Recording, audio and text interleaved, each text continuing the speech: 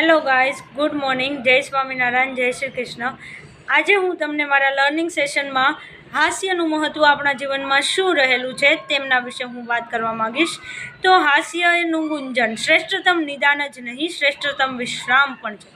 જો એક French neurologist henry રૂપનેસ્ટે તેમની શોધના આધારે હાસ્યને સર્વશ્રેષ્ઠ વિશ્રામદાતા ઘોષિત કર્યું હતું. એમના મતે 1 મિનિટનું હાસ્ય છે એ 45 મિનિટના આરામ જેટલું ફળદાયી નીવડી શકે છે એવું કહેવામાં આવ્યું હતું. પ્લસ બીજા એક ડૉક્ટર છે, નિષ્ણાત હૃદયના હાર્ટ સર્જન, તેમણે એવું કીધું હતું કે 1 મિનિટનું હાસ્ય એટલે કે 40 મિનિટના આરામ જેટલું ફળદાયી હોઈ શકે છે. તો જો આવું હાસ્ય દિવસમાં 10 વખત કરવામાં આવે એટલે કે 10 મિનિટ કરવામાં આવે તો આપણે 100 વખત એટલે કે 100 મિનિટ જેટલો આરામ કર્યો હોય એના બરાબર થઈ શકે.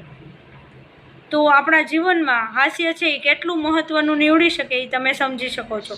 તો હંમેશા જીવનમાં હસતું રહેવું જોઈએ, ખુશ રહેવું જોઈએ અને આપણી આજુબાજુ રહેલા બધા જ માણસોને પણ હસાવતા રહેવું જોઈએ.